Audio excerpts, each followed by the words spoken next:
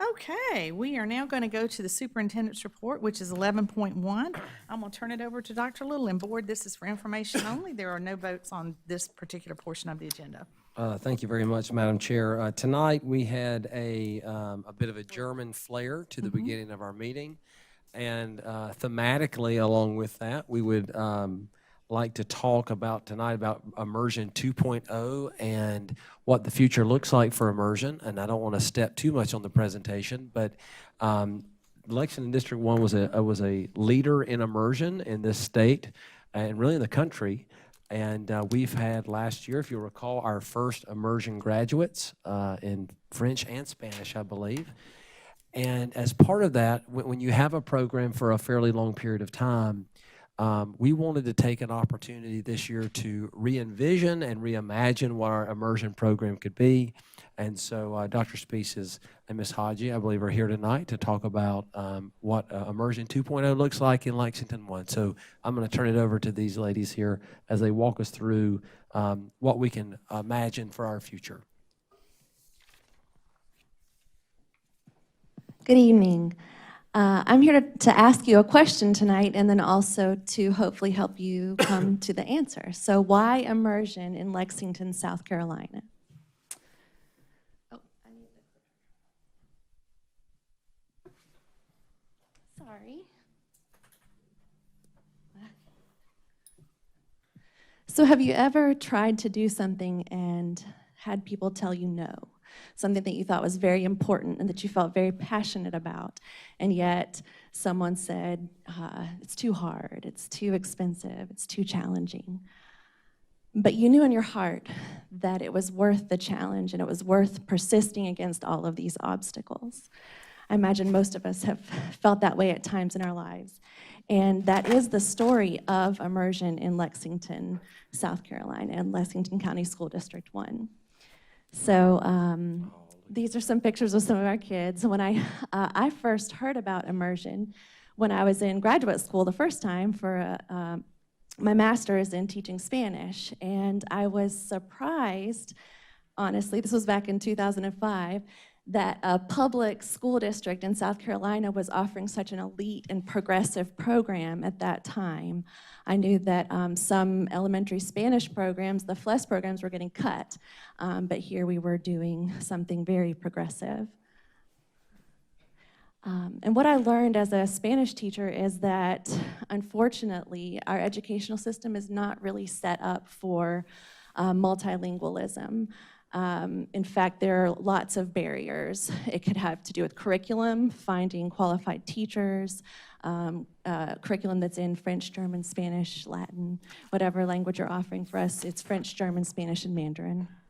And in spite of all the incredible benefits of bilingualism that you heard about at the start of the program, so much of the system is set against us. And yet what we're doing here in Lexington 1 is creating bilingual students through our immersion program who can read, write, speak, and think globally and have a global perspective.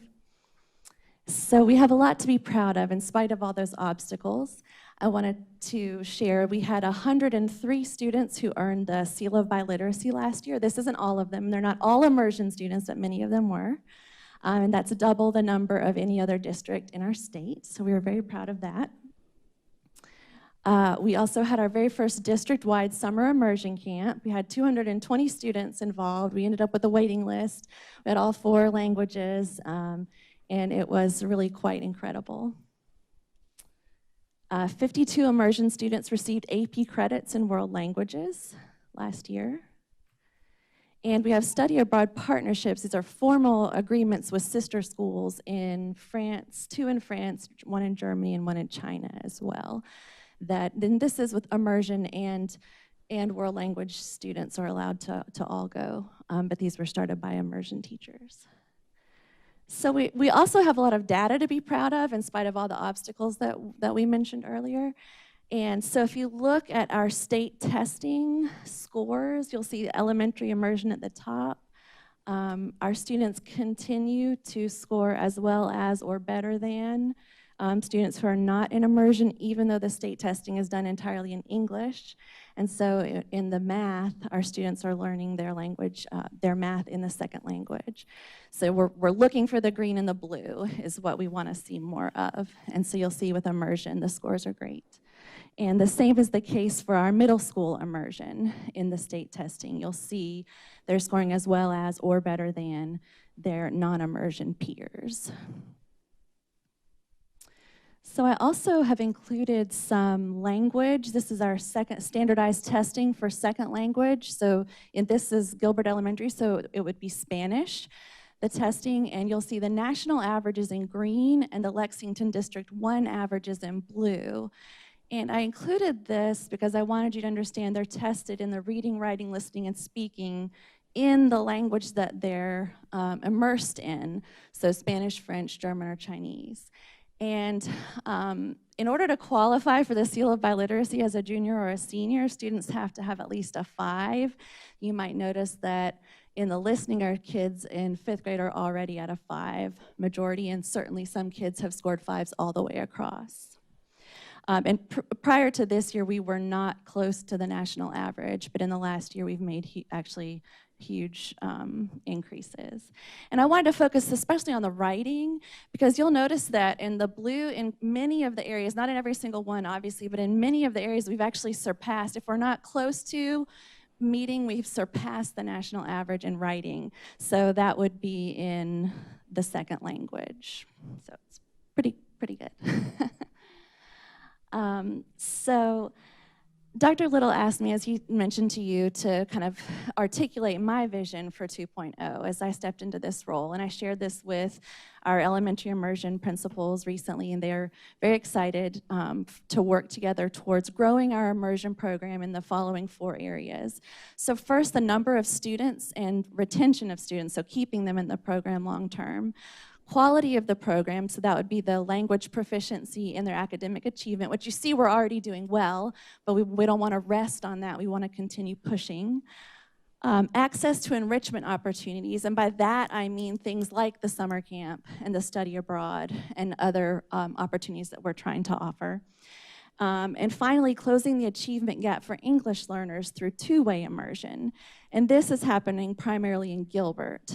And I also want to take this moment to share the fantastic news that we will be growing our immersion program in Gilbert at both the new Centerville school and at the new Gilbert Elementary School. So immersion will be at both schools. So that's big news. We're excited about that. What's the current retention rate? You said you wanted to increase that. So where are we today? I'd have to get the numbers for you. I can get those for you. Well, just my thought process, ballpark, it's we're 80. We are around 10% of students end up leaving the program for reasons other than moving out of the district. So it's not astronomical, but we just, for the health of the program, we want to continue to lower that whenever possible. I know, but when you consider K through 12, 90% complete. I thought it was high the last time. It is, yes. So just to go back to the story I started with of finding, when I heard of this elite progressive program, fast forward to 2013, I was back in school at the University of South Carolina, finished working on my PhD, and I actually got placed for my graduate teaching internship at Pleasant Hill Elementary School, and I got to observe the 3rd grade Spanish immersion class. My mind was blown, I was in love, and a year later I found myself being the Spanish immersion teacher at Pleasant Hill Elementary in that same 3rd grade classroom as they had the opening. I couldn't stay away from this program. I was so impressed with what we're doing. Went on to become the teacher support specialist and now, of course, the coordinator of the program. And so I believe 100% in what we're doing. I believe that immersion is making Lexington a destination for teachers and families who value a world-class education. On a typical day, I'm visiting schools. I might hear French, Spanish, Russian, Latin, German. Those are some of the other languages we offer in secondary as well. And while I'm not fluent in all of those languages or cultures yet, I leave at the end of the day feeling bigger, smarter, and more open to the world. And that's what I want for all of our students and families in our entire community. I want our students to be global participants and not just global spectators, not just watching it all happen. My son is at Midway Elementary, and he has classmates from Lexington, France, Turkey, India, and Cameroon. So not only is he learning French, but he's learning how to connect and how to communicate with the whole world right here in our front yard. And so I ask you again, why immersion in Lexington, South Carolina? Because our students deserve the very best and should never be limited by their geography. And I also have a little video so you can hear from the students themselves.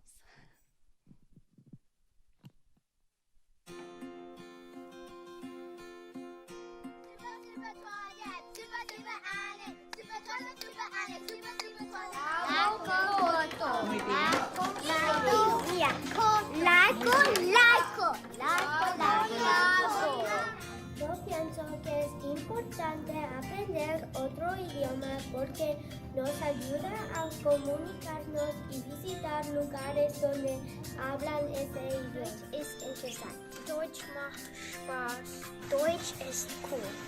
Ich mag Deutsch. Ich liebe Deutsch. Deutsch ist fantastisch. Deutsch ist schwer. Deutsch ist sehr super. Deutsch ist anders als Englisch. Deutsch ist wunderbar.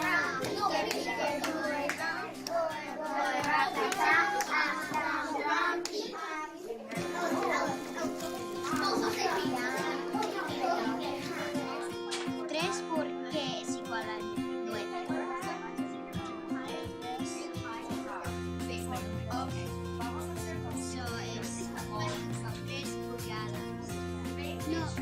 No, ese es correcto porque ese es la mayor número. That's Naomi Little.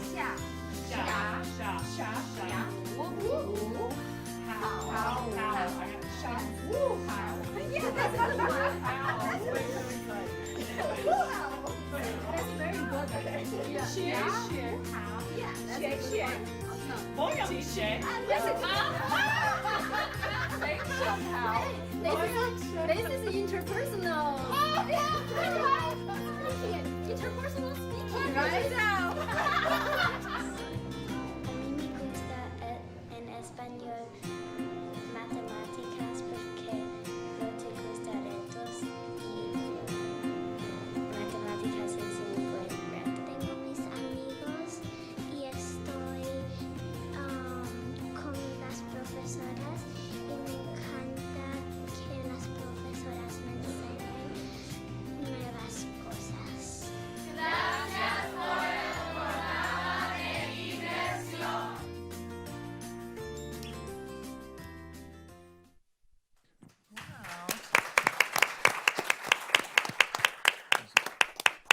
So I think Spanish and French is, fully baked. We've graduated students through that immersion program. German, our oldest kids are in 8th grade now, or 5th grade, and then in Mandarin. Oh, okay, I had it reversed. Mandarin, 8th grader. So we're 4 years out and 7. Okay. That's great. Yes, how many of our schools don't have immersion? We have 7 elementary immersion schools. Okay, So then the middle schools and high schools that they feed into. right. Do we have any plans to expand the elementary immersion program? Well, just, I know we visited Pillion Elementary, I think last year, they didn't have any immersion, so, yeah. In the past, my understanding, before I was here, the immersion has been offered to Pillion several times, and there was not enough interest Okay. from parents at the time. But that doesn't mean we can't revisit it. If that's something that we're hearing that parents want, we would certainly be willing to revisit that.